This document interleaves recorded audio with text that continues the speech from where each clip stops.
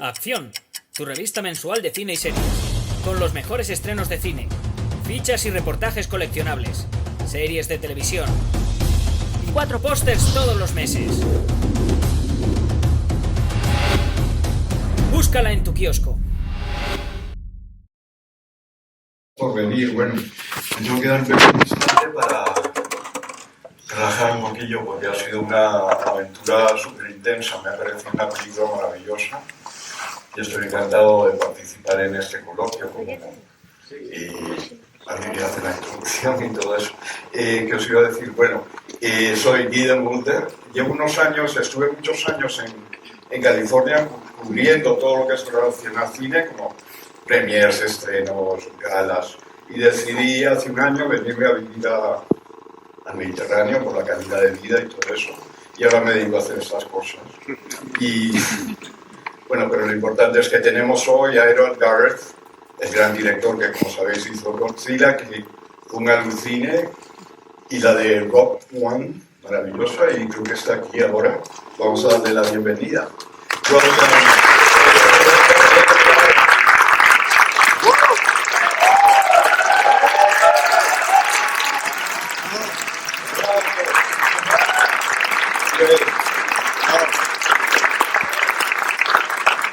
Listen, how are you? I think I'm okay. I'm going to find out now, I think. No, I think it's a wonderful movie. First of all, have you had any time to enjoy Madrid? No. I've been locked in a hotel room doing back-to-back interviews, sorry. Work. Yeah. Amazing film, thank you very much. I wanted to ask you, the film touches many aspects of daily life in the future, like love, peace, anti-racism messages, the need of humanity, the need to be together, togetherness and all that. I know it's an original story, but where do you get inspiration for such an incredible world that you have created? It's quite obvious. I think it's kind of a love letter to all the movies I grew up loving in the 80s and 90s. There's lots of inspiration. I think I finished Star Wars and I needed a break, and I went with my girlfriend across America to visit her family.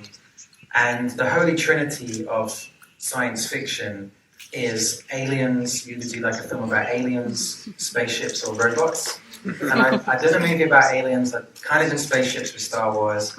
And so I was kind of itching to do a robot movie.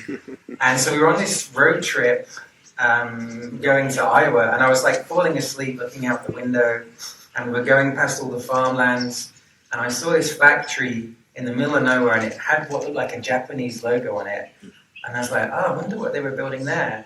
And then I thought, probably robots, yes? Because I was thinking about that. And then I thought, imagine being a robot, and you're built in a factory, and for some reason you step outside for the first time ever, and you see like the field and the sky, and what would you think? I was like, that's a nice little scene or moment in a movie, but I don't know what it's for, and I threw it away, like whatever.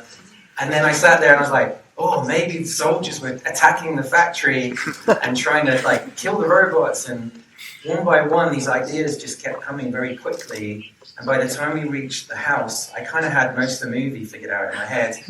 And usually that takes months. And so it came very easy, and I thought, that's either a good sign or a bad sign, I don't know which. I was like, maybe this should be the next film. I really love the story, and I understand that you love Thailand. In a way, obviously. You can't not love Thailand. I hate writing. It's like the worst homework in the world. And so the only way I can write the first draft of a script, if I have to do one, is to lock myself away in a very nice hotel. It's a bit like doing a publicity tour. and I can't leave until I finish the screenplay. And so I picked Thailand. I actually picked the beach. It's the opening of the film. And I didn't mean to, and I fell in love with this beach, but I was writing a different movie, which was about robots. And so whilst I was there, I got a text from a filmmaker friend called Jordan, who directed the King Kong movie called Skull Island. And he shot the whole movie in Vietnam. And he was like, Gareth, you're in Thailand, come over to Vietnam. It's just like $50 for a flight, come over. And I was like, I don't want to come over. I was like, okay. And so I went, And we ended up going on this trip all up and down Vietnam.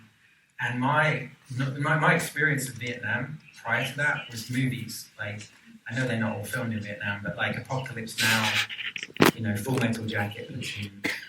And so I was now in this like war zone in my head in terms of the imagery, but I was also half in the robot movie, and I kept looking at everything and turning everybody into robots.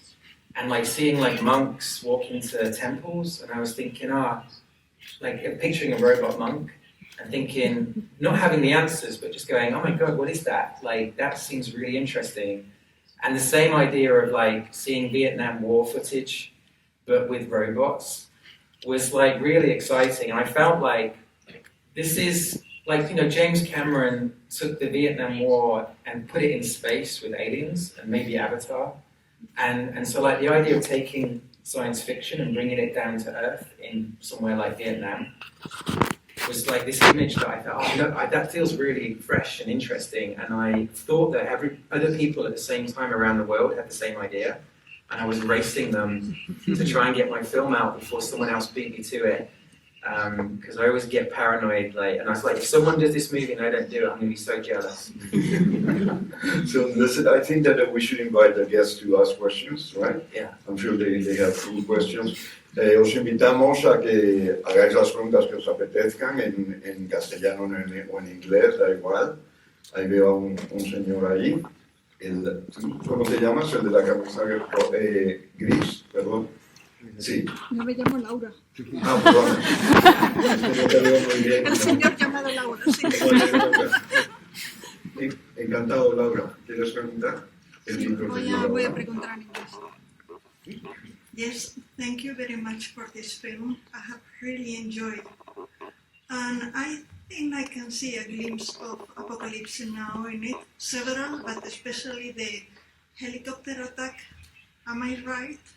But the question is, you have put it in a very near future, 2065. It's not very far. Do you really believe we can move that fast? When you pick it, gracias, thank you. When you pick that's the only word I know. Don't get excited. When you pick in a movie, when you write science fiction, and I sat down, I was like, I don't want to pick a year, because I'm going to look like an idiot no matter what year I pick. Even Stanley Kubrick, who's a genius, you know, picked 2001 and we don't live on the moon. And so I was like, okay. And then so I tried to avoid it. And then everyone keeps asking you, what is the year? What is the year? And so eventually it was like, okay.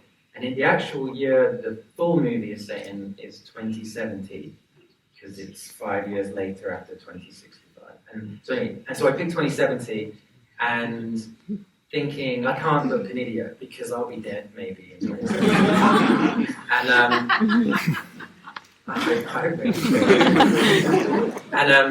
And I do feel like an idiot now, because I joke that I should have picked 2024 because AI has become so powerful in the last year. So I'm wrong. I think science fiction, you know, classically isn't supposed to predict the future. It's supposed to prevent the future by showing things that maybe we don't want to do. And you can see there's kind of a mix between Apocalypse Now and James Cameron and Blade Runner and things like this. It's kind of a mixture. But I hope the movie, that was kind of the starting point, and then I hope the movie goes a little somewhere else than those films. But. Quiero hacer una pregunta rápida que se me acaba de ocurrir por lo que ha dicho.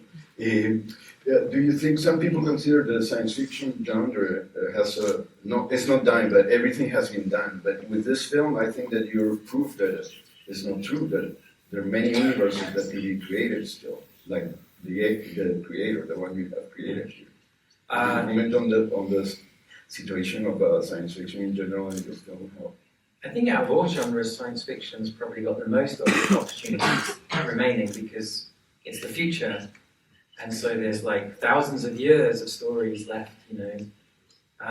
I think what is dying, or an endangered species, is original fantasy films at the cinema. Like when when I grew up as a kid, like every week was a new science fiction or fantasy film, and they all turned out to be classic films. And I thought this was normal, like we were going to have this for the next 100 years. And maybe I sound like an old man, but I look back now, and it's like this brilliant era of movie making, and now no offense, you know, but we're stuck in this franchise sequel, and I'm guilty, you know, contributing to that. But I just think there should be a place for original filmmaking on a big scale, you know. Great.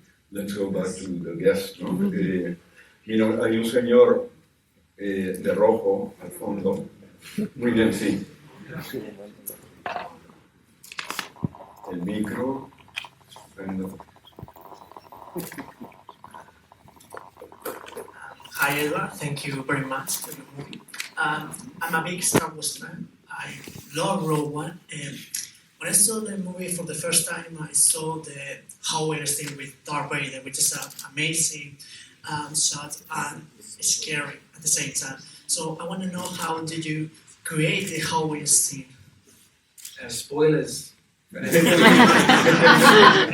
Not just Rogue One, but also the original Star Wars. I'm about to spoil the movie for you, so close your ears.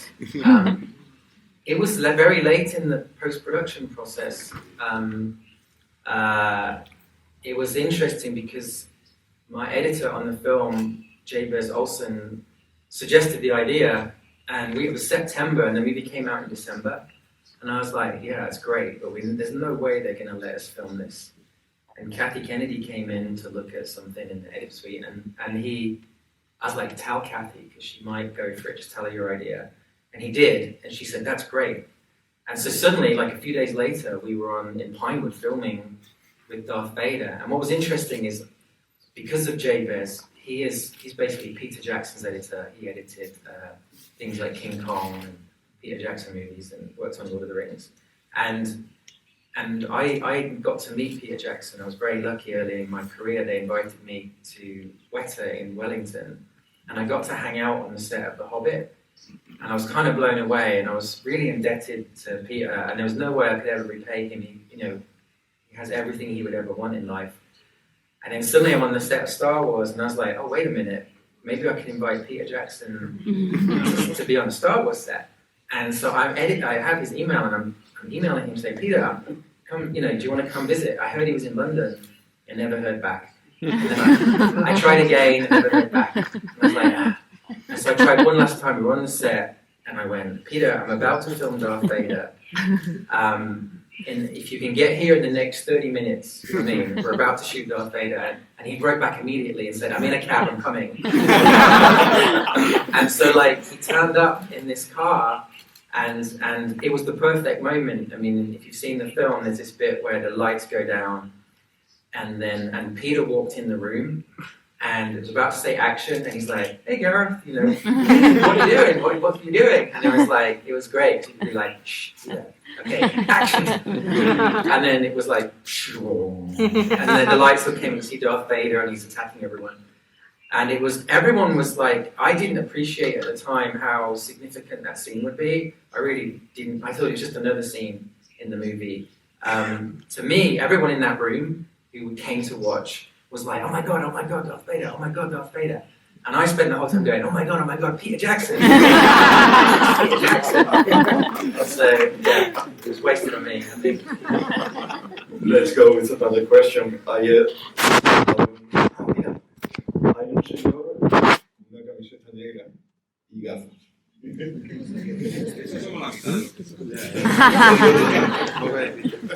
Hello, Gareth. First of all, congratulations. The movie's incredible. And the question is kind of a two-parter. The first part is all the way back to End Day. Your films have kind of been, there's been a through line of mass destruction, nigh on extinction of societies. And I wanted to know what your concerns were, if you have any, in that respect. And then more specifically with the Creator, you've touched on it already, but what your take is on AI and how it's going to affect society, in particular the film industry, over the next few years. And thank you again. So why do I constantly make films about the apocalypse? This is my therapist, by the way. I haven't seen him during the whole pandemic. Hi, Steve. Right. I don't know. Why would you not want to make films about the apocalypse? I think every movie, I guess it's not true, but I gravitate to films where there's like an inner journey of the characters and then an outer world, conflict or whatever. And the best case scenario is when the two reflect each other, they somehow echo. So like Joshua in this, his dilemma is this real? I can win, I can save my life and humanity if I just kill the kid. And so the best version of the world is half the world saying, they're not real, kill them. And the other half going, stop, it's alive, please don't hurt it, And so you're always trying to do that. And I think when you have a central character, the biggest stakes are life and death, right? And so typically, for me, the biggest stakes in the world is life and death, like life and death of the world. And so apocalyptic-y, big, epic-y, disastrous situations, I don't know, I really like. It's a cheap trick. Like, if you're not good enough to tell a really interesting story, you just make it look like the world's going to end, and then it's like, oh no. So I don't know, I just like that kind of movie. I think that the second question from your therapist was, the second part was about artificial intelligence, right? Yeah.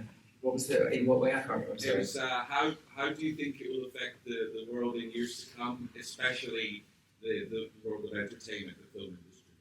Yeah, it's a tricky one, and anyone who's actually an AI expert, I got to meet a few making the film, they don't know where it's going. There is this chance of everything being, it's like very likely a very optimistic scenario, like it's going to do a lot of good for the world, could cure cancer, it will make medicine amazing and liberate a lot of different industries.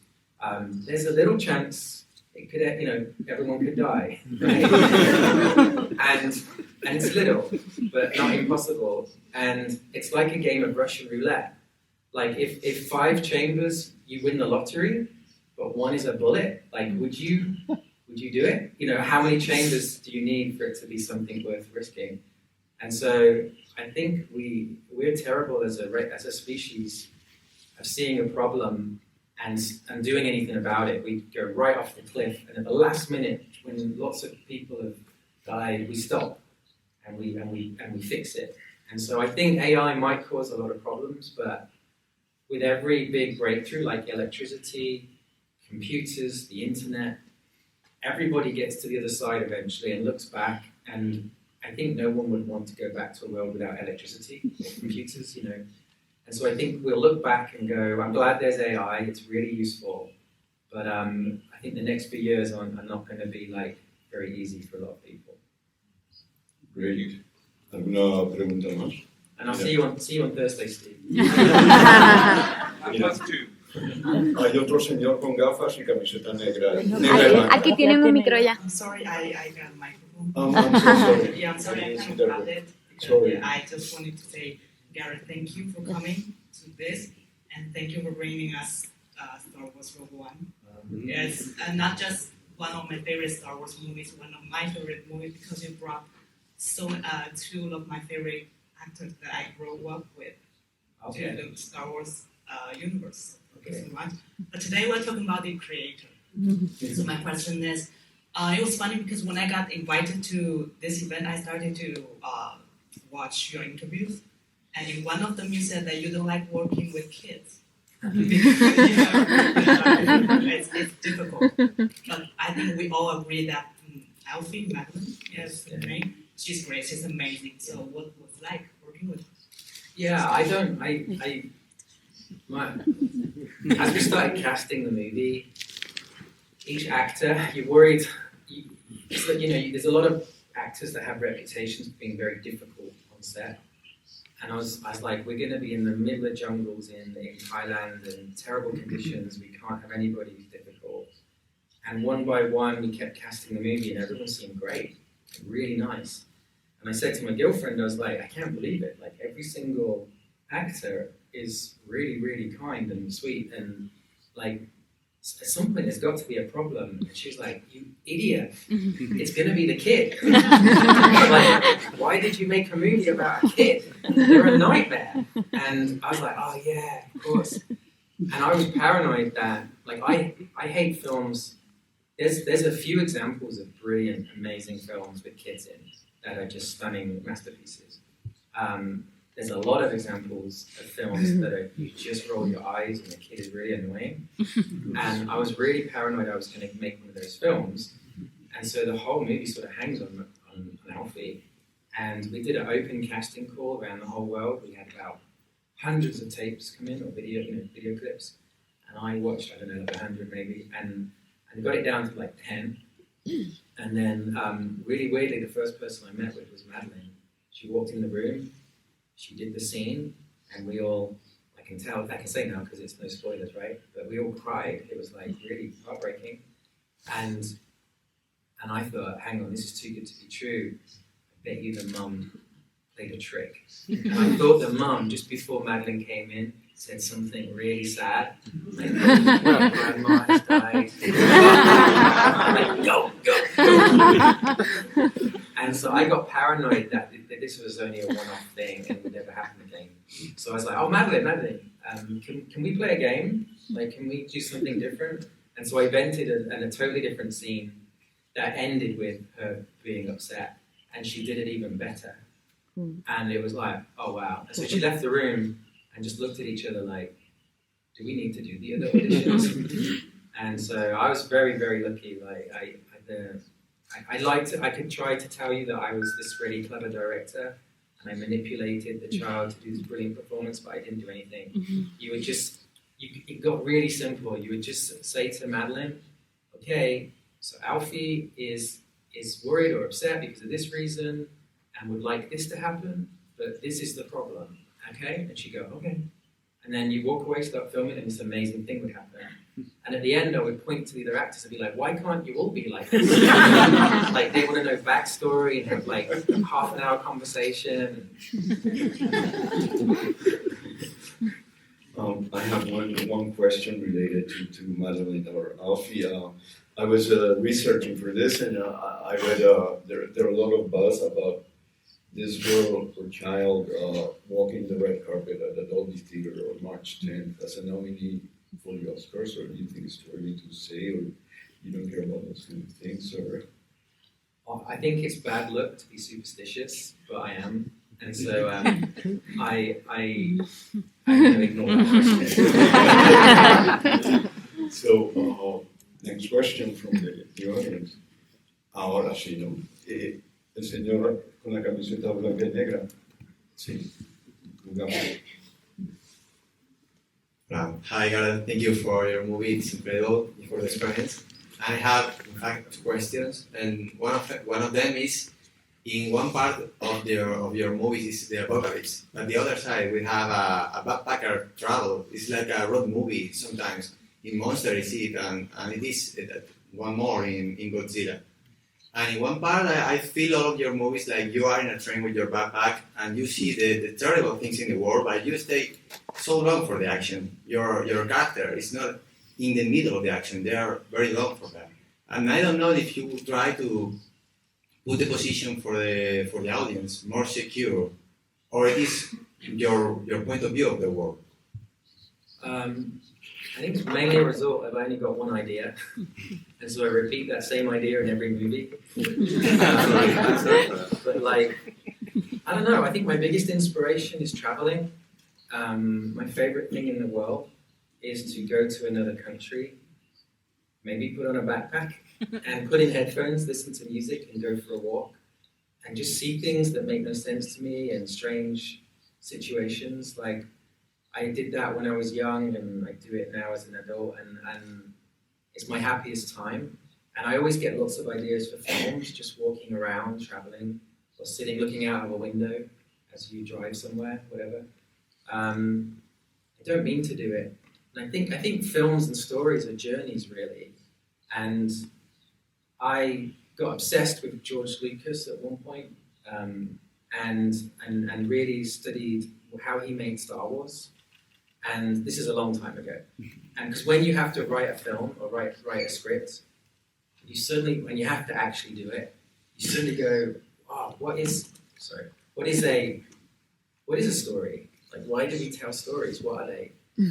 And you then start researching into storytelling. And why do we do this? It's strange. And there's a lot of theories. And my favorite theory, and the one that George Lucas gravitated to, and then you've all probably heard of this, is called the hero's journey. And it's about the idea, because basically I think what happens is you're born as a kid, I'm talking thousands of years ago now, right? So you're born, you have no idea about the world, right?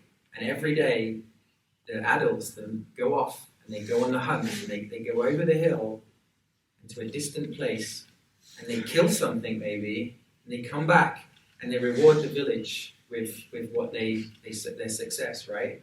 And as a kid, you want to hear about how the hero went over to some other land, killed the bad guy, got the reward, and became the hero. Yeah, and you want to be that hero for the village. You grew up like this.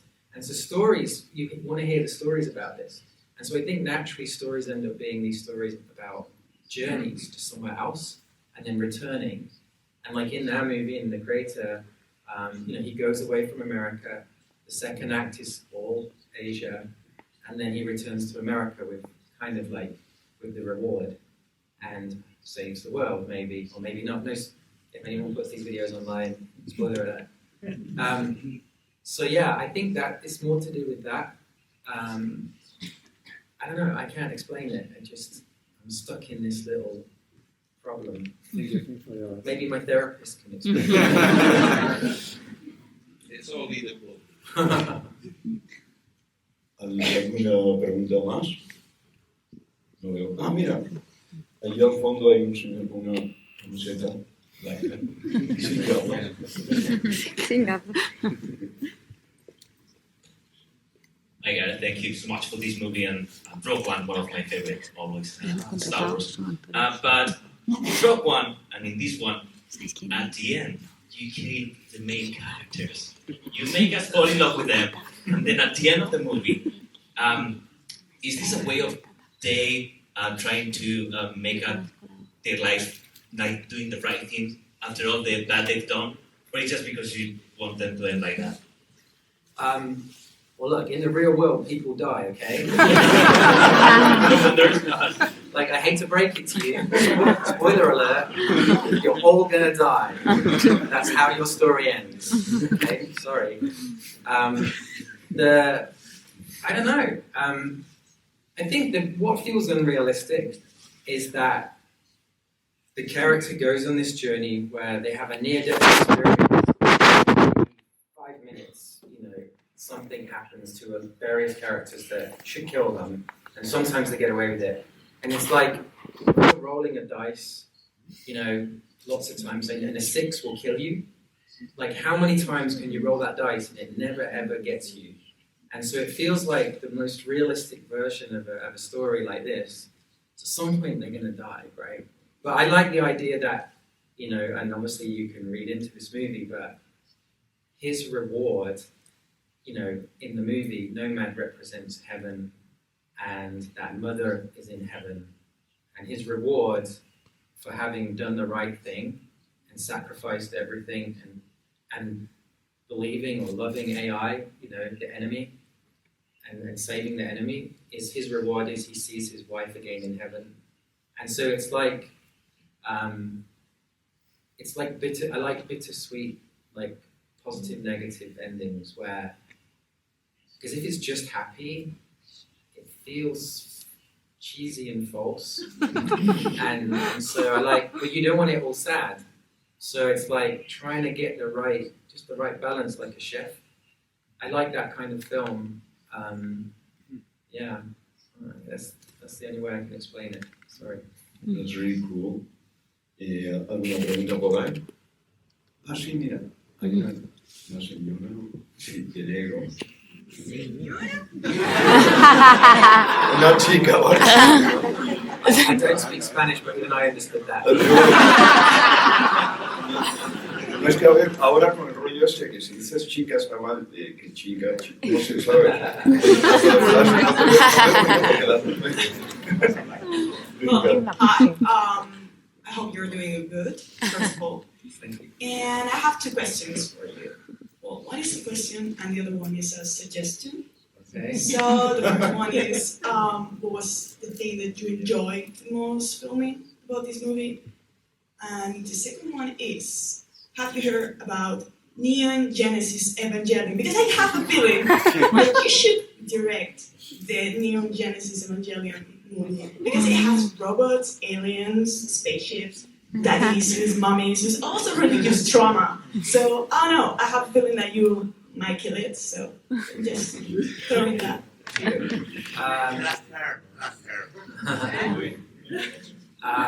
What was the most fun? Yeah. It was, I don't know. What was the most fun, Natalie? Natalie produced the movie. What did I find the most fun?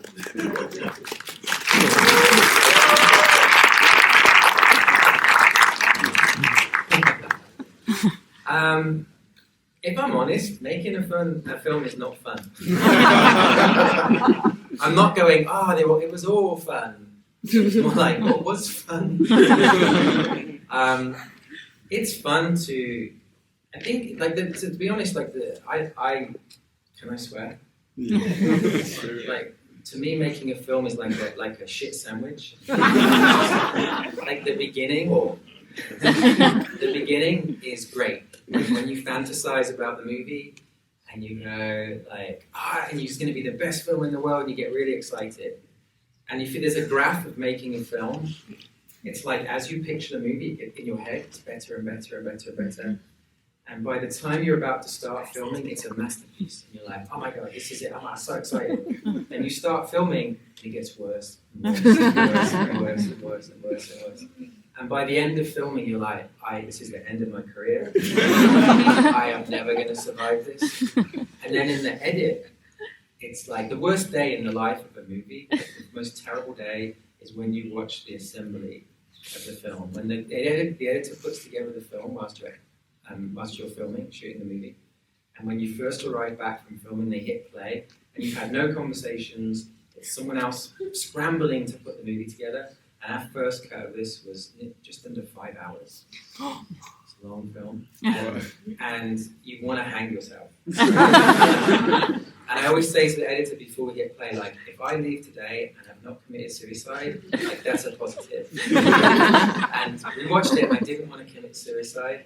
But, you're like, oh my God, this is going to be a hard one to figure out. And then as you edit, it gets better and better and better. And the goal, I think people who make amazing films, when they in the edit, it gets higher than the original high point.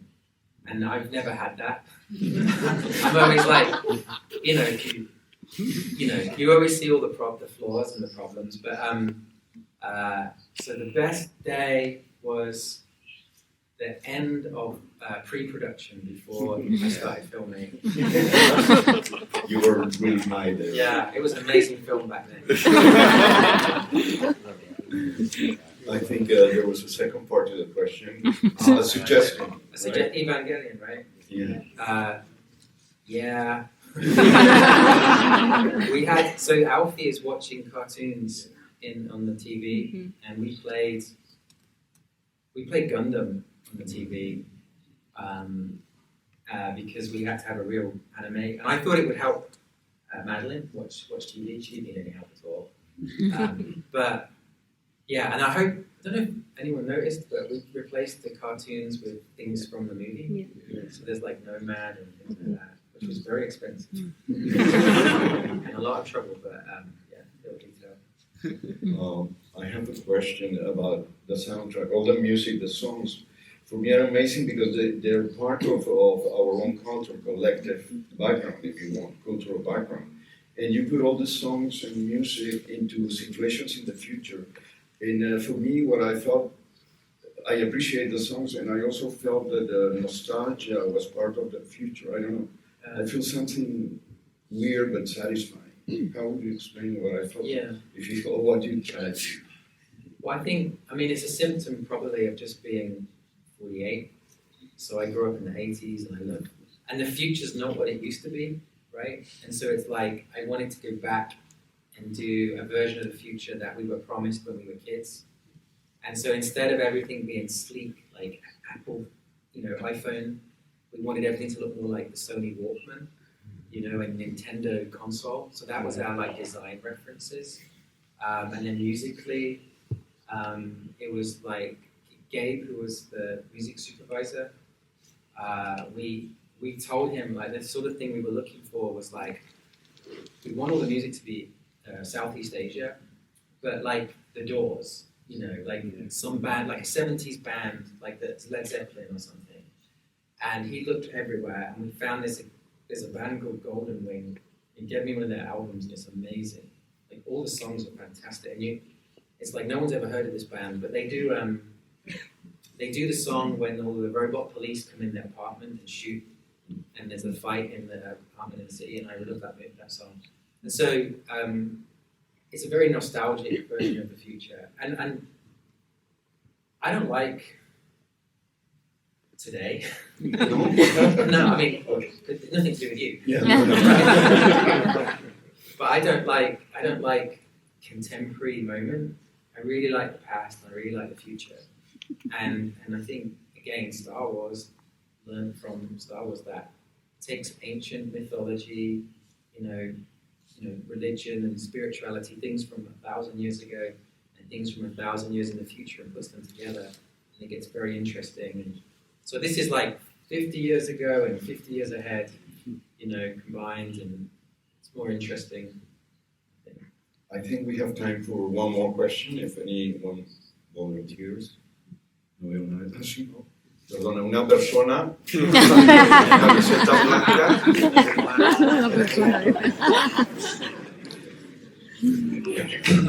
Hi Gareth, nice to meet you. I have only one question.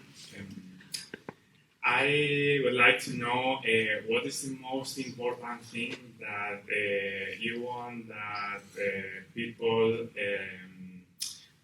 learn watching your movie.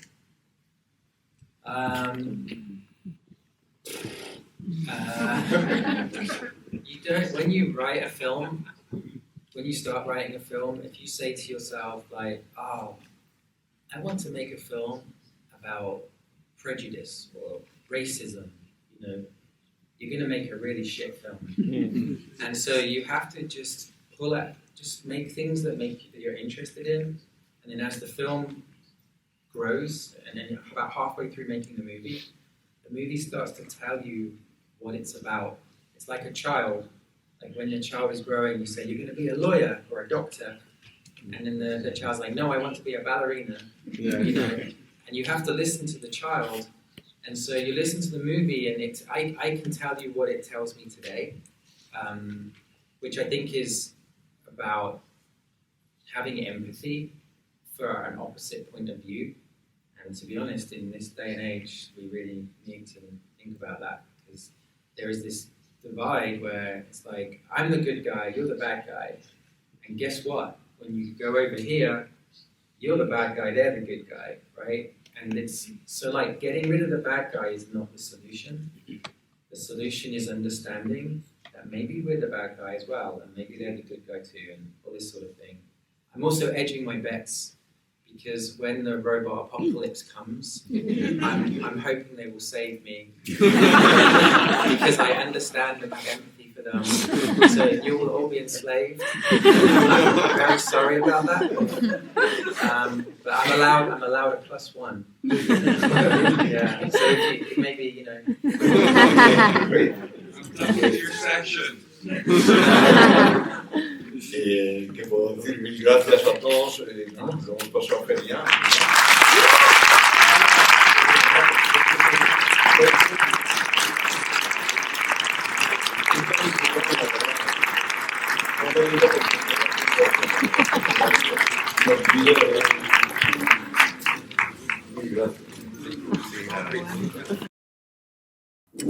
Acción, tu revista mensual de cine y series.